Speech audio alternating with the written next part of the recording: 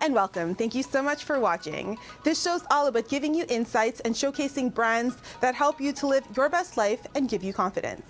As always, I want to kickstart your morning with some motivational advice to help you to feel inspired and energized to start your day. Today, I want to talk about the importance of appreciating how far you've come. The truth is, when you're ambitious, you constantly feel the need to keep striving. You strive for a better job, the perfect partner, to get that bigger house. But in many cases, when we get those things we long for, over time we get comfortable, resulting in us feeling dissatisfied again and looking for that next goal to tackle. We keep striving and striving without truly appreciating the journey and hardships that we experienced along the way to get to where we are now.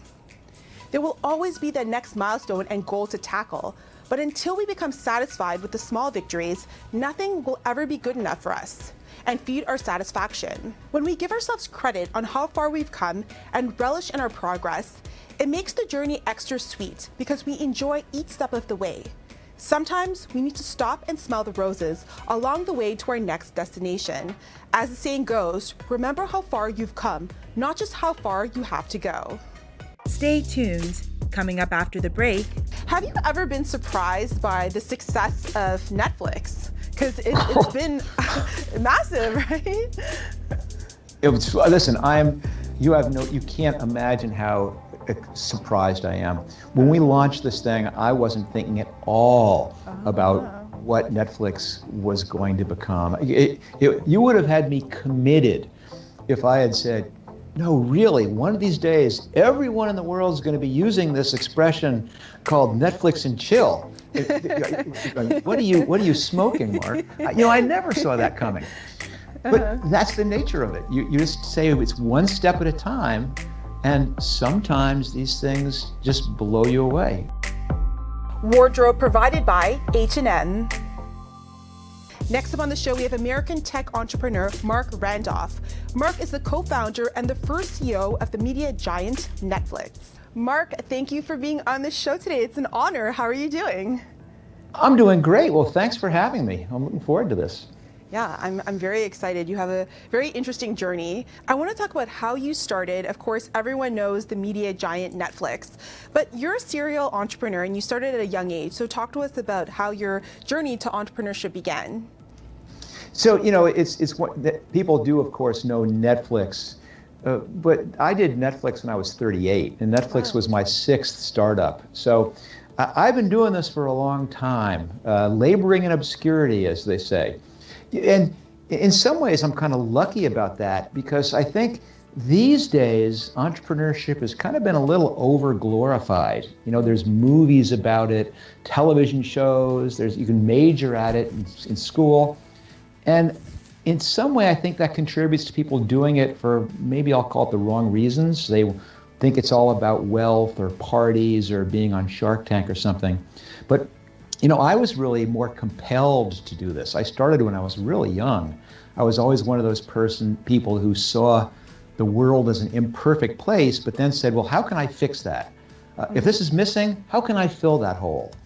And at the beginning, that was always things like starting clubs or launching magazines. And little by little, it dawned on me, wow, I can actually make a living doing this. And I think that was probably the luckiest thing of all. Yeah.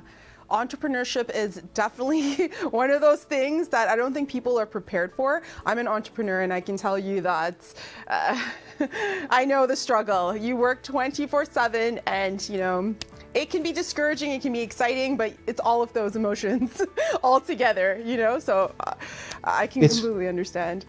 It's really the reason that I wanted to write the book, because I wanted people to understand what it's really like. That there's this whole. The other thing about entrepreneurship is, people love those epiphany stories about, there's the two guys and they can't make their rent and let's put an air mattress down and then instantaneously you have Airbnb. Or I can't get a cab on New Year's Eve and then boom, there's Uber. Or even someone's got a late fee on a movie and boom, it's Netflix. But I wanted to show it doesn't work like that. As you said, you work really hard, that you really don't see that there is an end possible, that the idea you started with you learn that's how bad it is almost immediately, and you're forced to begin navigating and pivoting and trying things. But you also learn in some perverse way how fun that is. And I wanted people to see that Netflix, for example, it took us a year and a half just to come up with the business model that actually worked. It was a year and a half of failed experiments, a year and a half of disappointment. And didn't get to streaming for 9 years. Yeah. So these are not overnight successes, but the success is besides the point. There's certainly amazing things along the way. I completely agree. And we're going to talk a little bit more about your entrepreneur journey, but I want to talk about something really interesting. Your paternal great uncles were Sigmund Freud. That's so amazing. Talk to us about that. Well, it's funny because certainly he's a big part of my family. I mean, at home growing up, we have bookshelves full of Freud's books, and he has photos on the wall and signed correspondence. But it's not like he played any active role in my life. It's not like Uncle Siggy would take me aside and go, Marc, this internet thing, you got to pay attention. It was more, I think, this deep cultural acceptance of the fact that how people think about things is as important as the mechanics of it. That this, not to get too all psychoanalytically geeky, but that the subconscious does play a big role in decision making. I mean, another of my relatives was a gentleman named Edward Bernays, where Sigmund was perhaps the father of psychoanalysis. Edward Bernays was the founder of really public relations, which in some ways is even more directly impactful on this career that I ended up being a part of. So, is it nature or nurture? I'll never know the answer to that one. Yeah, definitely to be a good entrepreneur, to be successful in anything, your mindset is everything, right? So training your mind to, see the positive in everything and, to get through obstacles, it's definitely something that's really important. I want to talk about in high school and college, you were a mountain guide for the National Outdoor Leadership School. How do you feel that experience kind of shaped you into who you are today? And what did you learn from that experience in your life? I can't possibly overstate the importance. I mean, I'll even go as far as saying that pretty much everything that I've learned about leadership, almost everything that I've done as someone who started and run companies, I learned with a backpack on. And you have to understand briefly that what Knowles does is it teaches leadership. It's the National Outdoor Leadership School, but it does this in this wilderness setting, and it takes groups of people, young people, old people, and sends them out in the mountains for a month. So there I am, this New York kid, all of a sudden in Wyoming, walking off into the woods, and not more than a half an hour off the trailhead, the instructors go, okay, we're going to form into small groups. There's going to be a leader of the day. Randolph, you're leader of the day. And all of a sudden, you're making decisions. You're deciding, when do you leave? You decide how fast you hike. You decide when you take a lunch break, how long the break is. Do you go the easier way over the pass, around the mountain, or over the pass? And you find out, I can promise you, how effective your leadership was immediately. Because there's just so few things in life where a 14-year-old, which is how old I was when I first started doing this, can make real decisions with real consequences and learn just a few hours later those consequences. And of course, you do that day after day when you're 14. I came back when I was 15. Eventually, as you mentioned, I began working for the school. And over and over, you're doing the exact same things an entrepreneur does. I mean, you're turning to your group, you're communicating with clarity and confidence. Here's where we're going, even if secretly you're not that clear or confident yourself. And that's exactly what you do with a startup. Yeah, that's very true. And you also worked at Cherry Lane Music. And I know you taught yourself direct mail and marketing. So talk to us also about that experience and how it kind of led you to the next milestone. Well, I think one of the things, the luckiest thing that can happen to you is if you stumble onto something that you really enjoy doing and that hopefully you're pretty good at. And I bumped into that for the first time, you're right, working for this music publishing company, where I managed to finagle a job running their mail order division. And don't make it sound like I'm important. The mail order division was basically just 2 sentences in the back of all their songbooks saying for a list of more great songbooks in a self-addressed stamped envelope to so-and-so. And my job was Xeroxing the list of more great Cherry Lane songbooks and sending them out. But it spoke to me. And what it was direct response marketing, where you do things and you get a reaction. And I loved it. And I taught myself everything I could, and I experimented, and I built that business. And the reason it's important is that when the internet came along, years later, and I had now worked for almost 7 or 8 years in this direct marketing environment where I had done catalogs, I'd done mail order, I'd done direct response television, and wait for it, I had done magazine subscriptions. Oh, wow. All of a sudden when I saw the internet coming along, I went, oh my gosh, this is direct marketing on steroids. This e-commerce thing, this is so much more powerful than what I've been doing with catalogs and mail order pieces. And I knew that I wanted to do something in e-commerce. And that really set the stage for a whole different chapter. But it all started just because I was intrigued by sending out Xeroxed copies of more great Cherry Lane songbooks.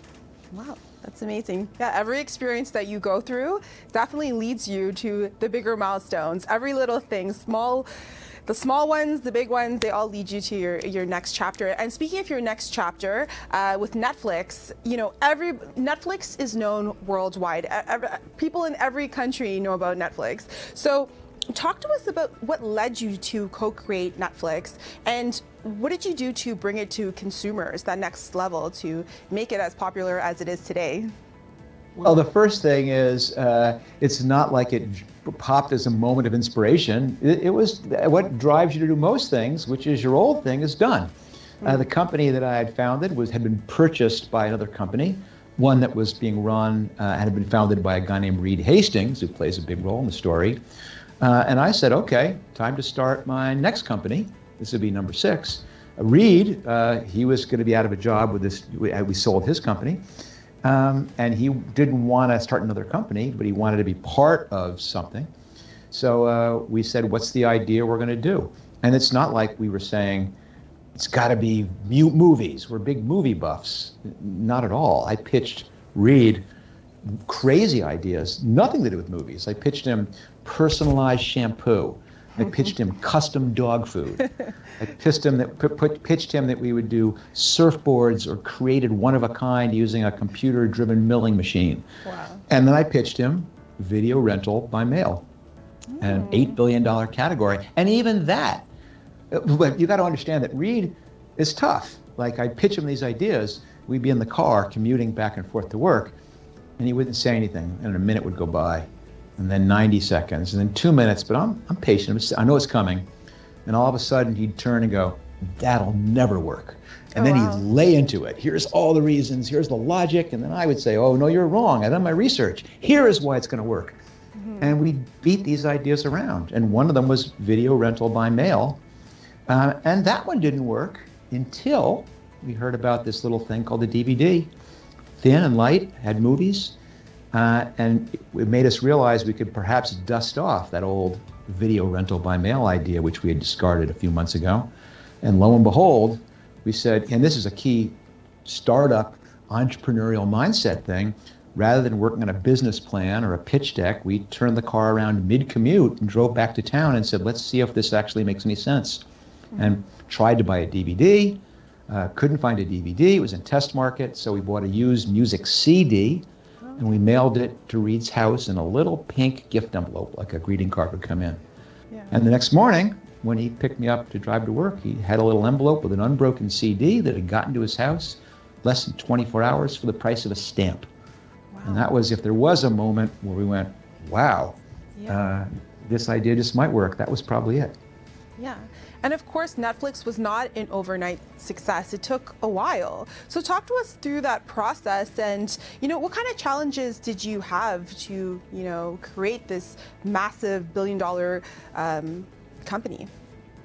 Well, listen, the reason that my book and my podcast are both called That Will Never Work is because that is what everybody said when I pitched them this ridiculous idea of doing video rental by mail. And lo and behold, I'm going to show them, oh, darn it, they're right. It didn't work. And that's the nature of ideas. They're all bad. Your job as an entrepreneur is to start and realize why your initial idea is bad. And it took us a year and a half of trying one thing after another until we finally actually stumbled on this completely irrational, no due dates, no late fees subscription model for doing video rental that, surprise, surprise, it worked. So the lesson is a year and a half of struggle, a year and a half of it not working before it finally did. But we did something I think smart, which did set the stage for the Netflix you know today, which is delivers movies via streaming, which is at the very beginning realized we can't make this about DVD, because eventually they're going to go away. But we can't make it about streaming because that's not here yet. And so we made the company about discovering great stories and began making it real, began doing as much content as we could, began writing an algorithm for predicting taste, began designing this interactive website to put things up that you might like.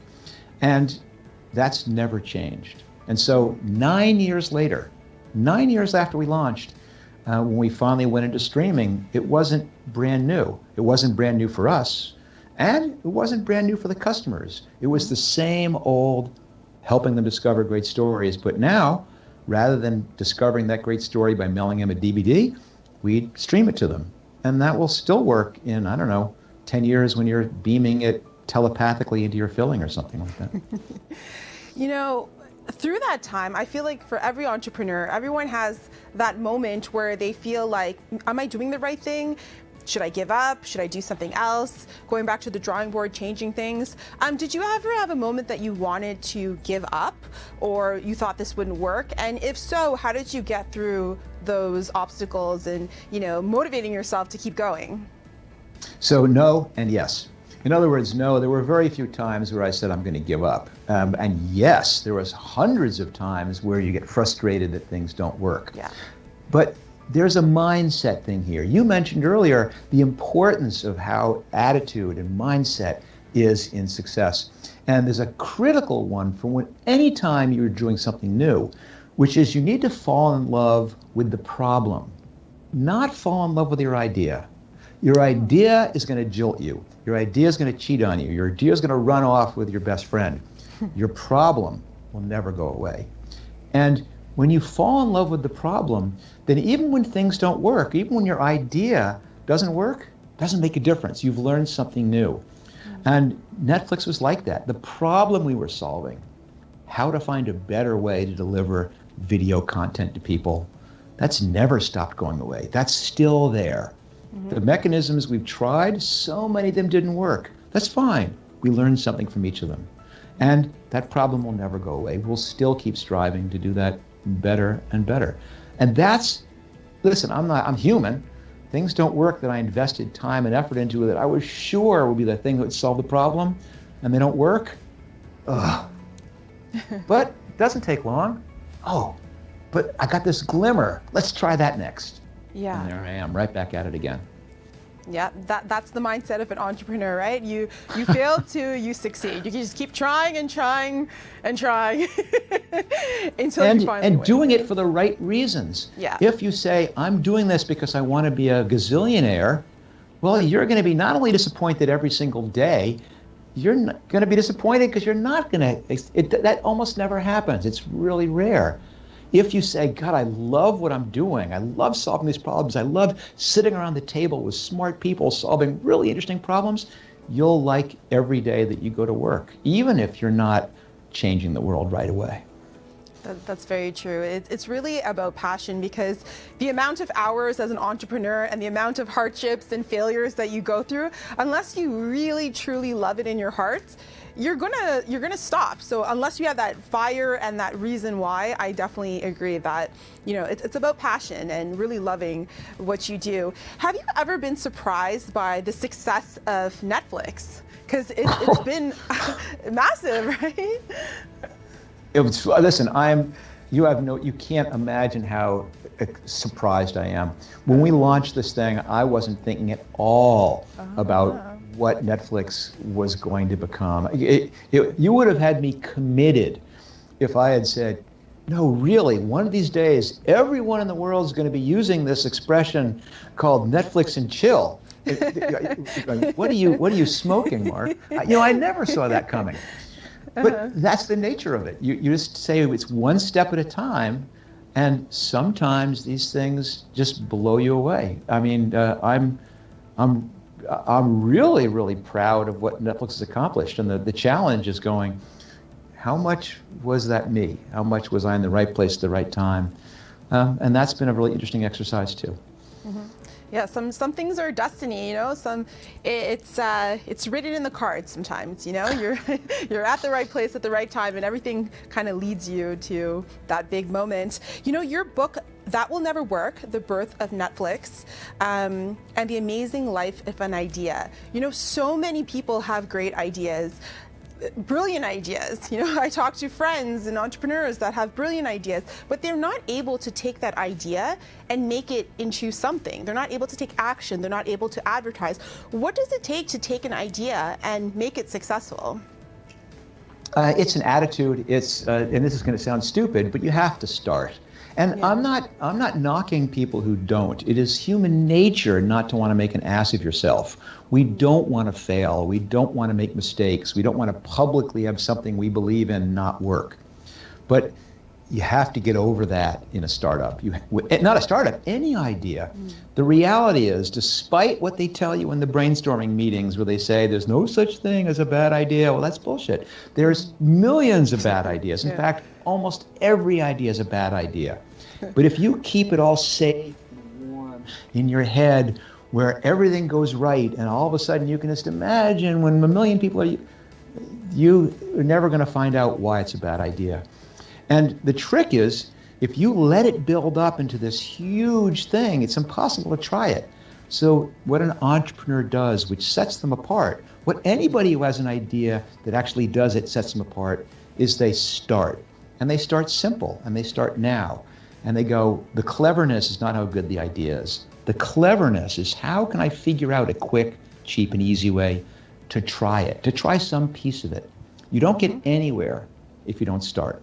You just have to take that idea, get it out of your head, figure out a way to collide it with reality, and start that process. Mm-hmm. That's so true. You have to start. So many people have these ideas, and they have more and more ideas, and they keep thinking about these things, but they never start or take action on any of the ideas they have, right? There's so many talented people, but not that many people that take action and make it a reality. And then there are people that aren't that talented, but they take action and they make it happen. So yeah, it definitely balances out. But in your opinion, what are 3 traits that make a successful entrepreneur? 3 traits that you think that is really essential to succeed in entrepreneurship? So the first one is what we just mentioned, which is predisposition to action, which is a fancy way of saying they think less and they do more. We don't, Reed Hastings and I in the car when we heard about the DVD did not spend 6 months thinking through all the possible ways. We said, quick, let's go figure out whether we can mail one of these things without them breaking, and immediately collided the idea with reality. So predisposition to action. Number 2 is optimism. You have to have some degree of optimism if you're going to be persistent, if you're going to keep trying. You have to believe that even though it didn't work this time, or this time, or this time, or the 100th time, that, yep, I'm going to get it to work on the 101st one. And perhaps the more dorky one is you need to have this ability to simultaneously to focus, not simultaneously, to focus. There's 100 things that are going to go wrong. There's 100 things you have to do. You're going to have the resources to do 2 of them well. And the challenge is, can I pick the right 2? And can I focus in and work on those 2, even though the other 98 are all screaming for attention? If I find someone who I see combines those 3 traits, I'm going to bet on them almost every time. I think that's fantastic advice. And after your departure from Netflix, you became a mentor, a motivational speaker, among other things. What's one piece of advice that you share with your audience when you do your motivational speaking and you talk about your experiences with Netflix and other startups? Mostly what I'm trying to do in all of my mentoring is give people a chance to even have a shot at trying this, because it's the doing which I find the rewarding part of life. And so it's really easy for me to toss off these really pithy sayings that can be on Instagram or whatever, or Twitter, think less and do more, or find the quick, cheap, easy way to collide with reality. But that's not really helpful.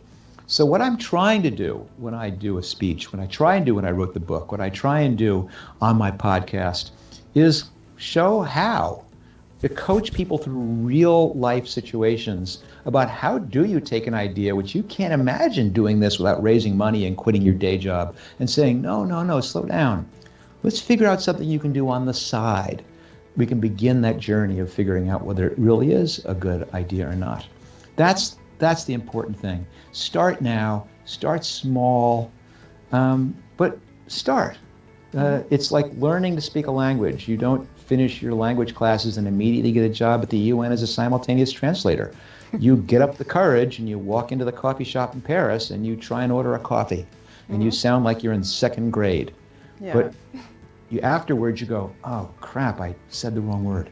But then the next time you get it right, and you build on that.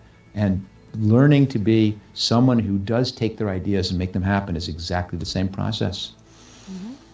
That's very true. Thank you, Marc, for being on the show today. You have such an epic story, so much knowledge, and congratulations on all your success. It's very inspiring. And we hope to have you on the show back very soon. I will be delighted. We've got lots more to explore. All right, thank you so much. Tag TV is available on Roku, Amazon Fire TV, Apple and Android TVs, as well as on Apple and Android phones. Watch us live through YouTube and Facebook.